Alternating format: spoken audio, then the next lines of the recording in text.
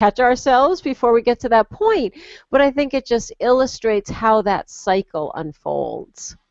Right. And you have uh, put your finger on it by saying it is actually related. This self-talk is related to our sense of who we are, but also if it's not positive self-talk, which is the what you're telling people to flip it over to, it can create anxiety, and it can influence our ability to not only function, but in the case of running a business, it can sabotage any progress further up to get to the next level of profit levels, etc. Yeah.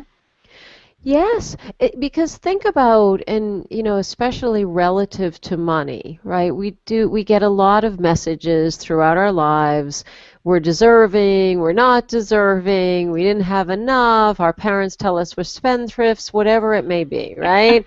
So you think about these messages that accumulate, and to some degree, there's a wonderful country music song. It's sung, I believe it's a guy named Chris Young, and it's called Voices. And he talks about how lucky he is to have these voices, and he'll say what his mother said to him and his father and his grandfather. But I love it in the vein of self-talk, because that is where a lot of this comes from. So, we've been told, oh, we will never succeed, or we're never going to make it. And so then we go out into the world and we're doing pretty well, but just like this illustration from earlier today that I shared, then we get to a certain point and that self-talk starts to come in. And so you're not even sure sometimes who's really talking to you. But it is that message that I'm getting that says, something's wrong here. The other shoe is going to drop. Or when people question whether this goes on, or why I say, think about, you ever have a situation and it's a really nice day? There's nothing overtly wrong. Right? I mean, you're healthy, you haven't got a bad phone call, the bills are pretty much paid, you're doing okay. But all of a sudden you feel just overwhelmingly blue. There's just it's like there's something that weighs on you. Now we can say there's different hormonal things and seasonal things, but I would say that in almost every case, a part of what's happening is that self-talk, negative self-talk is at work. We're so unaware of it that all of a sudden we feel this way. We don't know how we got there. Wow. Yeah, it blindsides us. So you will then say to your clients and whoever comes to you, let's say specifically they say, I don't know, I just feel anxious. My business is going so well, I'm waiting for it to crash. I mean, people do come and say things like that personally without revealing too many things. So what do you say to them then? Do you say snap out of it, or do you say, okay, let's talk about it? Well, and unfortunately, the snap out of it thing, I mean, these are smart people, right? I mean, we're talking in some cases about highly successful people. They've managed to get themselves to a place where they're very successful. And so this is the thing about this. If it was as easy as, well, I'm not going to do that anymore. Or, well-meaning people will say, oh, don't beat up on yourself like that, right? They'll say, you're going to do great. Look how well you've done. And for some temporary period, that's going to make us feel better. What's more effective is to actually try to explore with them, what are these things that they say to themselves and about themselves? What are the messages? See, what we tend to do is we want to be helpful. So let's say this person comes to me and says, things are going great, but I just feel like I'm on the verge of a crash. And I say, no, look at how well you've done, right? What's really better is to say, what kinds of things are you saying to yourself? Where does that come from? And they start to say, well, there's this, there's that. And it's hard for us to reveal these things, right? Because I'm supposed to look so successful. So the best thing you can do is actually help that person explore what is that negative self-talk that they're using, so they can learn how to replace what they've been saying with something that's more positive. Now, not overtly say like glass half full, optimistic, everything's going to be great.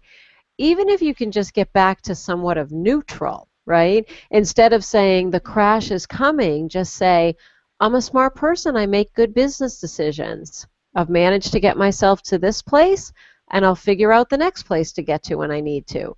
So it's not like you have to fake yourself out and say all this rah-rah. It's just catching what those statements are that you're making that are negative, and then choosing to replace them with something that just, I talk about it, Lorwai, as giving us more power.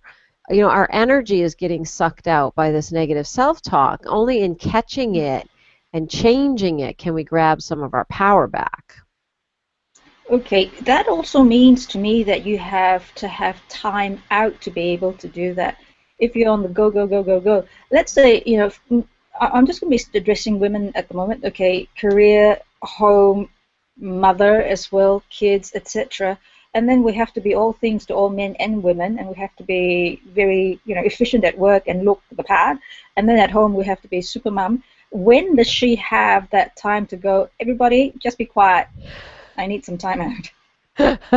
It's a wonderful question, and I do like to say, I shared a little bit about my background, but a lot of times, you'll read these books about people and they're very calm and they find space for meditation, and they're usually, single people with no kids who have part-time jobs. So I like to say, I run a full-time consulting business where we have more work than we can deal with. I teach also. I'm a college professor. I teach 3 classes.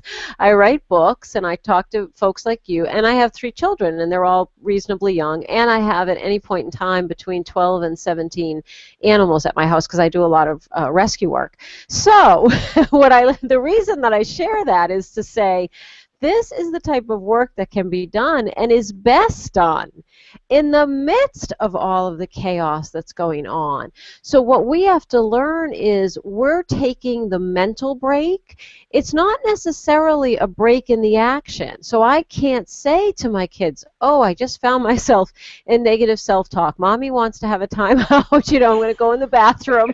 I'll be out in a half hour after it's got to be something that we're actually learning how to do in the moment. And this is how we get that power back. So let's say it's been a very hectic day, and all of a sudden one of my children calls and says, Mom, instead of picking me up at 7, we got out at 5. I'm going to need a ride home.